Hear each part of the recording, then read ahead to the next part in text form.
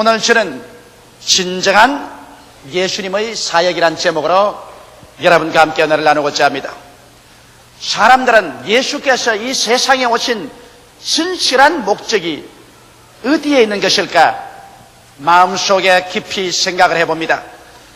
여러분, 어떠한 지도자라도 타인을 지도하고 인도하기 위해서는 그 지도 이념이 분명해야만 하는 것입니다. 어느 지도자라도 그가 지도자로서의 입신 출세를 하려면 자기가 어떠한 지도 이념을 가지고 사람들을 더 잘 살고 향상된 삶을 살게 하겠다는 이와 같은 철학이 분명히 있어야만 되는 것입니다. 예수님께서도 그 복음 증거의 사역 초기에 주님께서 그 고향 땅 나사렛에 오셔서 모인 무리들에게 이사야서를 펼쳐놓으시고 주님께서 복음 전도의 지도 목표를 분명하게 설파하셨습니다. 그리고 예수님께서 어떠한 사명으로 이 땅에 오셔서 우리 인류를 위해서 일하겠다는 그 지도 목표를 주께서 밝고 환하게 말씀하실 뿐 아니라 이제 예수님의 일생을 통해서 그 걸어간 발자취가 주님께서 발표하신 그 지도 이념과 조금도 다름이 없이 실천되었다는 것을 우리에게 밝혀 보여주고 있는 것입니다. 이렇기 때문에 예수님의 지도 이념을 알려고 하면 그 말만 읽지 말고 예수님의 일생의 사역을 통해서 그 지도 이념이 어떻게 전개되었는가 이 사실을 알아볼 때 우리는 밝히 주님께서 무엇 때문에 이 땅에 오시는가를 깨달아 알 수가 있게 되는 것입니다. 예수님께서는 나사렛 회당에 모인 무리들에게 먼저 복음 증거의 사명에 관해서 분명하게 말씀하셨습니다. 첫째로 그런 말씀하기를 내가 이 세상에 온 것은 가난한 자에게 복된 소식을 전하기 위해서 왔다고 그와 같이 말씀하신 것입니다. 예수님 당시에 이 세상은 어느 곳에 가나 물론 대단히 가난했었습니다. 더구나 유대인들은 극도의 가난에 시달리고 있었습니다. 그들은 로마인들에게 점령을 당하고 착취를 당해서 그들의 삶이란 것은 겨우 호구지책을 연명에 나갈 정도도 되지 못하는 그런 어려운 지경에 있었는 것입니다. 그때 예수님께서 오셔서 주의 성령이 내게 임하시니 이런 나라와 하여금 가난한 자에게 복된 소식을 전하게 하시려고 내게 기름을 부으셨다고 말씀하신 것입니다. 그런데 오늘날 사람들은 이 성경 구절을 어떻게 해석하냐면 예수께서는 가난한 사람들에게 삶의 부여를 나누어 주기 위해서 주님께서 국가적으로 사회적으로 정치적으로 제도를 개혁해서 그렇게 해서 부의 공평한 분배를 도모하도록 그렇게 하라고 명령하신 것이다. 이렇게 해석하는 사람들이 있습니다. 그러나 여러분 실제로 예수님의 사역을 통해서 예수님의 그 복음선을 해석하지 않으면 우리는 해석을 잘못하게 되는 것입니다. 예수님께서는 일생을 통해서 그가 사역을 하고 십자가에 못 박여 돌아가셨습니다만 그때까지 주님께서 계신 유대나라에 주님께서 정치적으로 사회적으로 제도를 개혁해서 가난한 사람에게 부를 공평하게 분배하도록 만드는 일을 한 번도 하지를 않으셨습니다. 여러분 그 증거로서 그 당시 유대나라는 예수님이 태어났을 때와 예수님이 십자가에 못 박여 돌아가실 때까지 조금도 가난의 생활에 물러가지 아니하고 그들의 삶 자체가 부유하게 된 증거가 없었습니다. 이것을 보게 될 때 예수님께서 오셔서 3년 반 동안의 목회 생활을 통하여 실제적으로 정치적 사회적 제도를 변혁시킴으로 가난을 물리치려고 하지 않은 사실을 우리는 분명하게 알 수 있는 것입니다. 그렇기 때문에 주님께서 조금도 3년 반의 성회를 통해서 그들이 살았던 그 사회 환경에 실제적으로 가난을 물리칠 그런 사회적인 변혁을 가져오지는 않으셨습니다. 그렇다면 예수님이 하신 말씀은 거짓말입니까? 가난한 자에게 복된 소식을 전하러 왔다고 했는데 눈으로 보여지게 사회 제도적으로 복된 소식을 가져올 만한 변혁을 가져오지 못했으니 예수의 사역은 실패했다고 말할 수 있습니까? 그렇지가 않습니다. 예수님께서 복된 소식을 전가한 가장 근원적인 것은 바로 천국의 축복을 전가하는 것입니다. 가난한 자에겐 복이 있나니 천국이 저희 것임이라고 말씀한 것입니다. 주님께서 전가한 축복 중에 가장 위대한 축복이 천국에 눈물과 근심과 탄식과 앓는 것이나 고가는 것이나 죽는 것이나 이별하는 것이 없는 그 나라를 주겠다는 약속을 전한 것입니다. 오늘 세상에서 배부르고 세상에서 부귀와 영화를 누리는 사람들은 천국을 원하지 않습니다. 여기가 좋사오니 여기에서 영원히 살겠습니다는 이런 마음의 자세지, 내일에 대한 어떠한 간절한 바람이 없습니다. 현재 웃고 현재 배부르고 현재 만족하고 있기 때문에 미래에 대한 그러한 기대와 요청이 없는 것입니다. 그러나 현재 배고프고 현재 울고 현재 가난한 사람에게는 현재 안주할 것이 없고 만족하지 않기 때문에 미래에 대한 기대가 간절히 가슴속에 꽉 들어쳐야 되는 것입니다. 이렇기 때문에 예수님께서 이 가난한 자들에게 장차 주님이 다가올 천국에 대한 설교를 할 때 이 사람들은 기쁘게 마음문을 열어놓고 이 복음을 받아들인 것입니다. 이렇기 때문에 주님께서 장차 오실 세계는 이 세상에서 마음이 가난한 자, 육신이 가난한 자, 생활이 가난한 자, 환경이 가난해서 갈급하게 무엇으로 더 나은 세계를 찾고 있는 그런 사람들에게 주기 위해서 찾아오신 것입니다. 오늘날 또 우리가 예수의 복음을 전개해보면 현재 배부르고 현재 웃고 현재 잘 사는 사람들, 예수의 복음에 대해서 관심을 기울이는 사람 지극히 적습니다. 그러나 현재 배고프고 가난하고 울고 헐벗은 사람들에게 예수 그리스도의 복음을 전개할 때 저는 마음문을 열어놓고 즐겁게 이 복음을 받아들이고 있는 것입니다. 그뿐 아니라 예수님이 가난한 자에게 복된 소식을 전하였다는 것은 주께서 이 땅에 오셔서 십자가에 고난당하심으로 말미암아 가난과 저주를 몸소 당신께서 청산하실 것을 약속하신 것입니다. 정치적, 제도적 변혁을 가지고서 부의 공평 분배를 가져오는 이와 같은 세상적인 방법으로 가난을 퇴치했다는 것이 아니라 주님께서는 그런적으로 가난과 저주를 십자가에서 대속해버림으로 말미암아 믿음으로 인하여 하나님께서 하늘문을 열고 축복을 해주심으로 가난을 물리치겠다고 약속하신 것입니다. 이렇기 때문에 그리스도는 3년 반 동안의 생활 동안 그런 지극히 가난에 찌들어진 삶을 살았던 것입니다.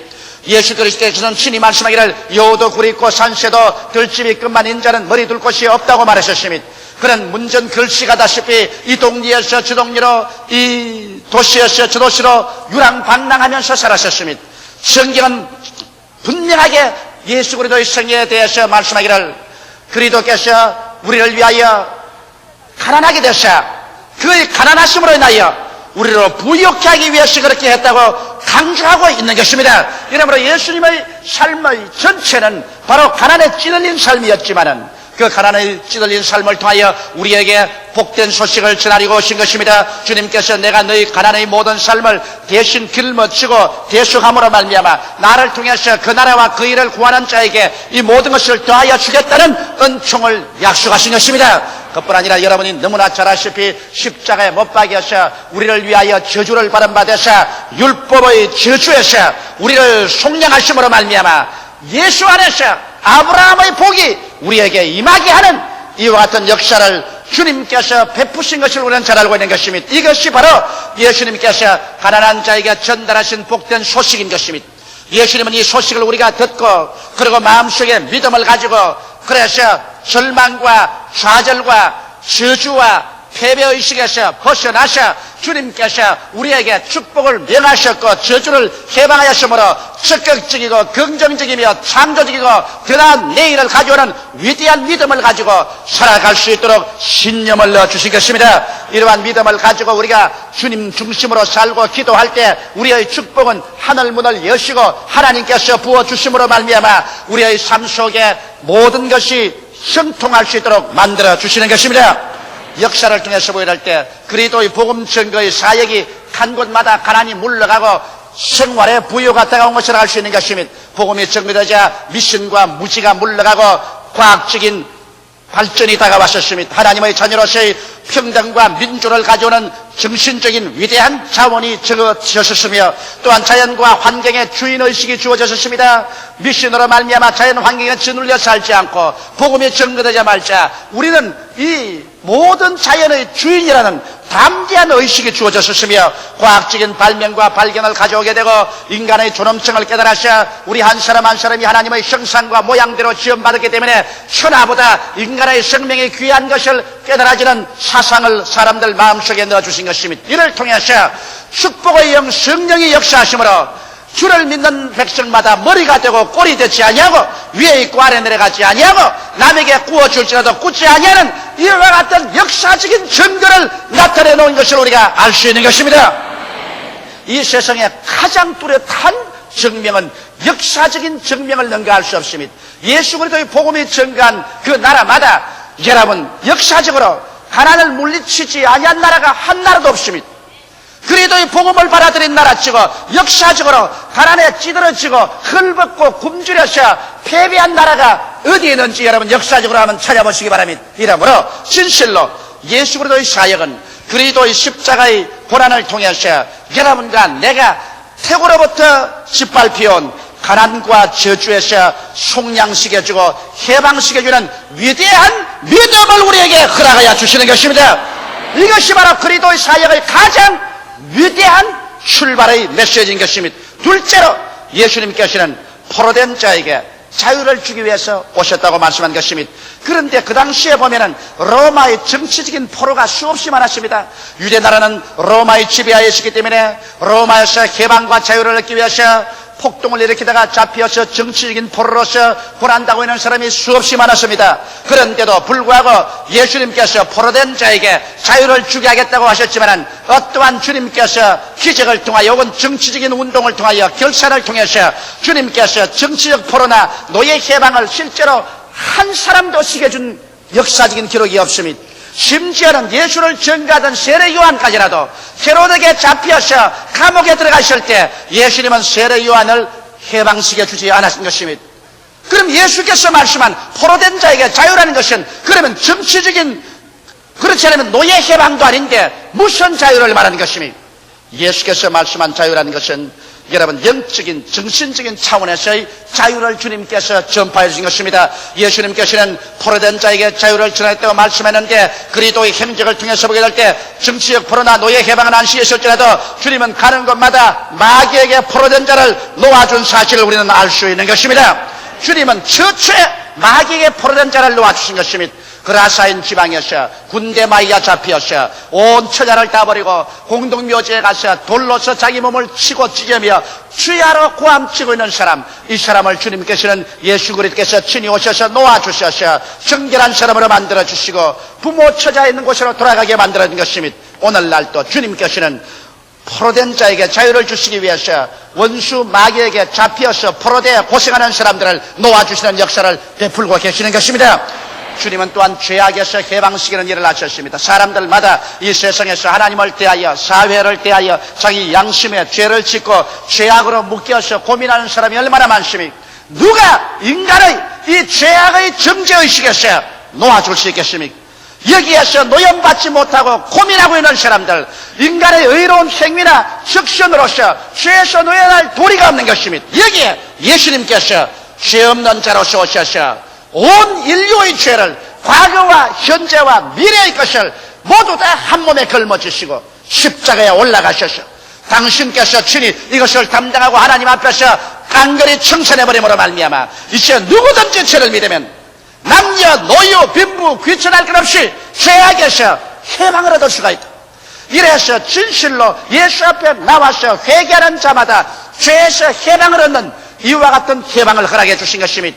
뿐만 아니라 주님께서는 절망에 처한 자에게 해방을 주신 것입니다. 이 세상에 살면서 우리는 수없이 많은 경우에서 절망합니다. 우리의 삶에서 절망하여 살 길이 아득할 때 주님께서 오셔서 우리에게 영원한 소망과 함께 이 땅에서 하나님을 사랑하는 자, 곧 그 뜻대로 부르심을 입은 자들에게는 모든 것이 합력하여 선을 이루는 그 위대한 진리를 깨닫게 하시고 기도하게 해주심으로 말미암아 절망의 포로에서 해방 얻게 해주시는 역사를 하는 것입니다. 예수님께서 포로된 자에게 자유를 주겠다는 것은 진실로 우리의 영적인 세계 또 우리의 정신적인 세계 속에서 참된 자아가 마귀와 죄악과 절망에서 해방을 얻어 참 삶을 얻게 하는 여기에 주님께서 주안점을 주시고 역사하여 주신 것입니다. 셋째로 주님께서는 눈먼 자에게 다시 보기함을 전하기 위해서 왔다고 말한 것입니다. 주님의 사역 가운데 보면은 실제로 눈먼 자를 고치신 일이 많습니다.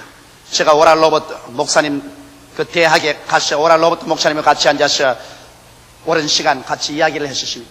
근데 오랄 로버트 목사님이 당신의 눈을 이렇게 가르치면서 조 목사님 내 눈 안 보라고. 내 이 왼눈이 실명을 해버리고 말이야. 세계적인 신유의 종인데도 불구하고 눈이 실명을 했다. 그래서 이 눈이 안 보여서 하나님께 눈을 고쳐달라고 기도하니까 환상 가운데 눈이 크게 나타나고 눈 구조를 완전히 보여주시더랍니다. 금사는 말씀이 이 눈이란 것은 이 세상의 유기물질, 무기물질들이 합쳐서 이렇게 섬세하게 눈이 이루어졌다. 그러므로 내가 성령의 능력과 기적으로도 눈을 고칠 수 있지만은 또 나의 종들의 손을 통해서 이술을 통해서도 눈을 고칠 수가 있다. 그러므로 너는 요번에 병원에 가서 이술로서 눈을 고쳐라. 그렇게 말씀하더랍니다. 그래서 그는 하나님께 기도하고 그리고 성령의 도우심을 받아 병원에 가서 이술로서 눈 수술을 받고 그 다음 하나님께 기도하고 성령의 은총을 받아서 눈을 완전히 회복했다고 그렇게 제게 간증하는 것을 들었었습니다. 그런데 하나님께서는 오늘날 이술을 통해서도 눈을 고치거니와 또 순수한 성령의 능력으로 눈을 고치기도 합니다. 이번 이스라엘에 여행을 간 여행단 중에 한 사람의 이야기를 들었습니다. 이스라엘로 여행을 가기 전에는 눈이 안 보였는데 그의 소원이 실로암에 가서 꼭 눈을 씻고 난 다음에 병이 나을 것을 믿고서 장님인데 따라갔었습니다. 그래서 그 관광단에서 실로암에 갔을 때 그 손을 잡고 가서 실로암의 물에 눈을 씻고 난 다음에 진짜로 눈이 떠버리고 말았었어요. 그래서 그 눈 뜬 사람의 간증을 듣고 내가 아주 감격을 느낀 적이 있습니다. 주님께서는 실제로 수많은 사람들의 눈을 뜨게 해주신 것입니다. 그러나 육신적인 눈을 뜨게 한 것은 그렇게 많지는 않지만은 죽게 나오는 사람에게 무엇보다도 주님은 영적인 눈을 뜨게 해주신 것입니다. 육신의 눈은 떠도 70년, 80년이면 이 세상을 사라지지만은 여러분 영적인 눈을 뜨지 못한 사람은 이 세상의 부귀영과 공명을 다 누렸다 하더라도 사람이 살면 70이요 강건하면 80이 되어 이 세상 삶이 종교에 취하게 될 때 그런 영원한 지옥으로 버림을 당하고 마는 것입니다. 피할 수 없는 운명입니다. 사람이 한 번 나서 죽는 것은 정한이지요. 죽고 난 다음에는 심판이 있습니다. 누가 우리의 어두운 눈을 떠서 어디서 와서 무엇 때문에 삶이 어디로 가는 것을 보게 해줄까요? 예수께 나오지 않고는 영의 눈을 뜰 수가 없습니다. 예수께 나올 때 주님께서 신이 우리 영의 어두운 눈을 떠주셔서 영생을 넣어주시고 그래서 우리 위해서 예비한 새하늘과 새 땅과 새 예루살렘을 보게 하시고 영생을 바라보게 하시는 것입니다. 바로 눈먼 자에게 다시 보게 하는 주님의 역사는 오늘날 글자를 못 읽는 사람에게 글을 가르쳐서 문명의 눈을 떠주게 하는 이런 역사가 아니라 실제로 기적으로 장님의 눈을 뜨기도 하고 영적인 눈을 떠서 영원한 세계를 보고 구원받게 해주시는 것입니다. 넷째로 주님께서는 나는 눌린 자를 자유케 하기 위해서 왔다고 말한 것입니다. 사람들은 이 말씀을 인용해서 예수님은 정치적인 압제에서 놓인 사람을 자유케 하고 경제적인 압제에서 놓인 사람들을 해방시켜주고 종교적인 압제에 놓인 사람들을 자유케 하는 일을 하기 위해서 왔다. 그러므로 예수님의 사상을 통해서 우리는 정치적 압제와 경제적 종교적 압제에서 해방을 얻기 위해서 폭력으로라도 일어나서 대항해야 된다고 말하는 사람이 있습니다. 그러나 예수님의 그 선언과 함께 그리스도의 사역을 통해서 보게 될 때 예수님은 3년 반 동안의 사역을 통해서 정치적이나 종교적 경제적 압제에 있는 사람들을 폭력으로 대항해서 그것을 해방시키고 자유를 주려고 한 일을 한 적은 한 번도 없었습니다. 예수님은 그 로마의 정치적 압제하에서 경제적인 압제하에 살면서도 그리스도께서 눌린 자를 자유케 한 것은 가는 곳마다 영적으로 마귀에게 눌린 자를 자유케 했지 실제로 주님께서 군대를 동원해서 혹은 민족적인 그 이식을 고양시켜서 데모를 일으켜서 로마의 정치적 압제와 경제적인 압제에서 해방시키려는 정치적인 운동이나 기구를 조성하지는 않았었습니다. 사도행전 10장 38절에 보면 하나님이 나사렛 예수에게 성령과 능력을 기름 붓더라 하였으며 저가 두루 다니시며 착한 일을 행하시고 마귀에게 눌린 모든 자를 고치셨다고 말하고 있는 것입니다. 저는 이번에 뉴올리언스에서 아주 놀라운 체험을 했습니다. 그 뉴올리언스에서 교역자들의 교회 성장이라는 강의를 하고 제가 루이빌 켄타키에서 복음을 전가하고 그 다음에는 탈사 오클라호마로 와 있는데 탈사 오클라호마에서 저녁에 그곳에 복음 말씀을 전가하고 난 다음에 나오려고 했습니다. 굉장히 몸이 지쳤습니다. 왜냐하면 토요일 날 비행기 타고 루이빌에 와가지고서 미국 사람 교역자 600명에게 2시간 강의하고 또 한국 교회에 1시간 강의하고 주일날 아침 2부 예배를 또 강의를 하고 난 다음 그곳에서 내주는 자가용 비행기를 타고 2시간을 날라서 탈사 오클라호마에 와서 지역 예배 또 2,000여 명의 성도에게 설교를 했습니다. 그러니 몸이 가눌 것 없이 지쳐 있어서 아무에게도 안수를 안 해주겠다고 하고서 제가 목사님 사무실에 숨어 있다가 나오려고 하는데 한국 교포 2사람이 시카고에서 날라와서 그 목사님 사무실 앞에 서서 딱진을 치고 있어요. 나오자마자 잡혔습니다. 왜 그러냐니까 한 사람은 폐암으로 죽어가고 다른 한 사람은 위암에다가 자궁암으로 죽어간다나요. 그런 남자와 여자가 와서 기다리고 있어요. 왜 왔냐고 물으니까 자기들은 제가 미국에 오는 것을 전혀 몰랐는데 꿈에 하나님께서 뭐라고 말씀하냐면 조용기 목사가 루이지니아의 뉴올리언스에 교역자 수양회에 올 테니까 그 가는 길을 찾아가서 만나서 안수를 받으라 그러더랍니다.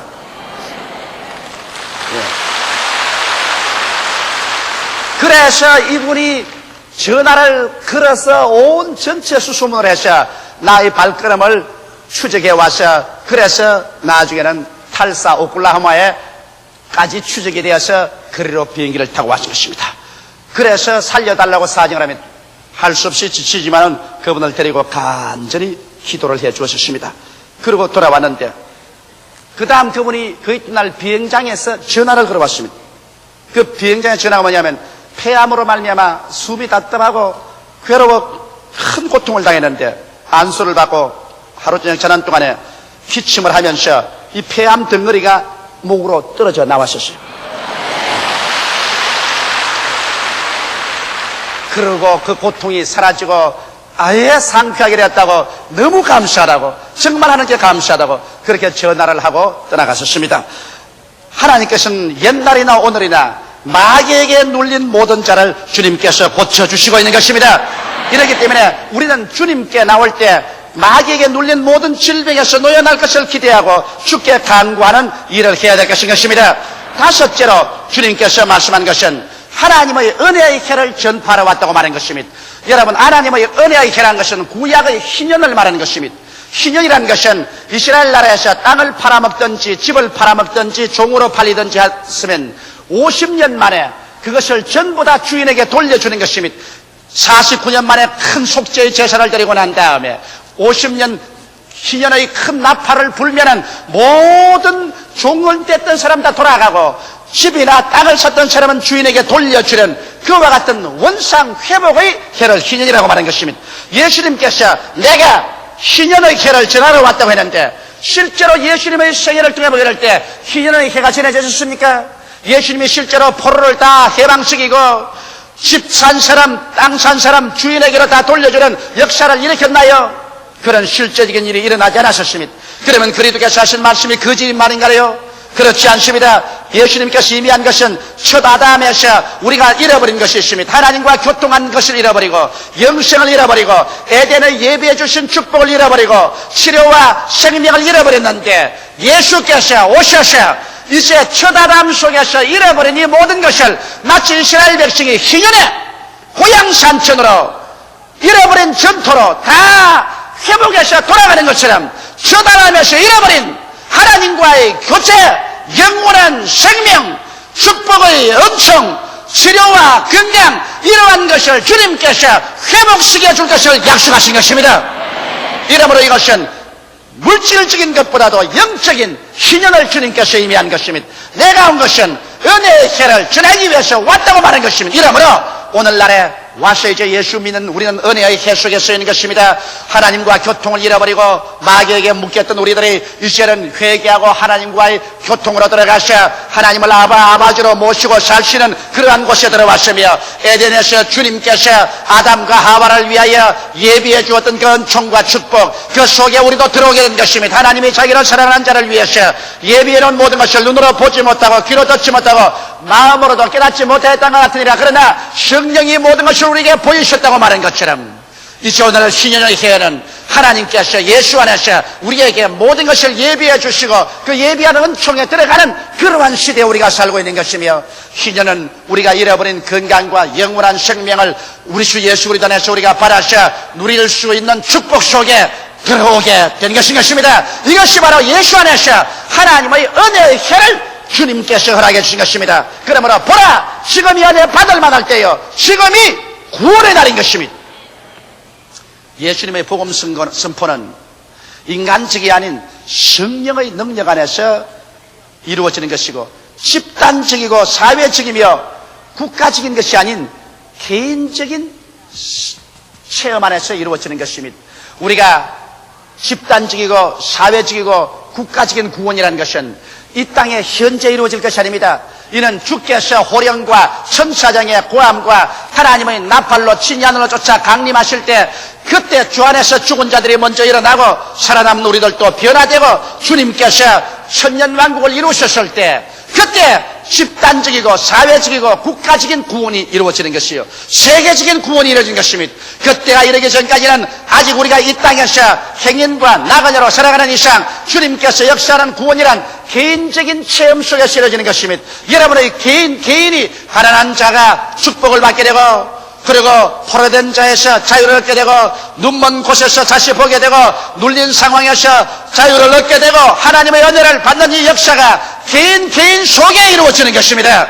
이러므로 아직까지 이 운동이 사회적으로나 국가적으로나 세계적인 집단적인 차원에서 이루어질 때가 오지 않았었으면, 그때는 주님께서 천년왕국 때 이것이 이루어지는 것입니다. 이러기 때문에 이러한 것은 인간의 사회적인 정치적인 수단으로 이루어질 것이 아니라 성령으로 장차 우리 가운데 이루어질 것입니다. 이러므로 그리스도의 진정한 복음 선언은 여러분 한 사람 한 사람 개인 속에 이루어지는 하나님의 은혜를 말씀하는 것입니다. 기도드리겠습니다. 살아계시고 거룩하신 하나님 우리 아버지, 우리 주 예수께서 우리에게 오셔서 가난한 자에게는 복된 소식을, 포로된 자에게는 자유를, 눈먼 자에게는 다시 보게 함을 전파하고, 눌린 자는 자유케 하고 하나님의 은혜의 혈을 전파하여 주신 것을 감사드리옵나이다. 살아계신 우리 아버지 하나님이시기 때문에 오늘 이 시간에도 예수님은 손을 활짝 내미시고 수고하고 무거운 짐진 자여 다 내게로 오라, 내가 너희를 쉬게 하려고 말씀하고 있으므로 우리 한 사람 한 사람 예수 앞에 나와서 이 복음 선언의 위대한 언약을 받아들이고 위대한 하나님의 은총 속에 들어가는 우리들 되게 하여 주옵소서. 예수님 이름 받들어 기도드리옵나이다. 아멘.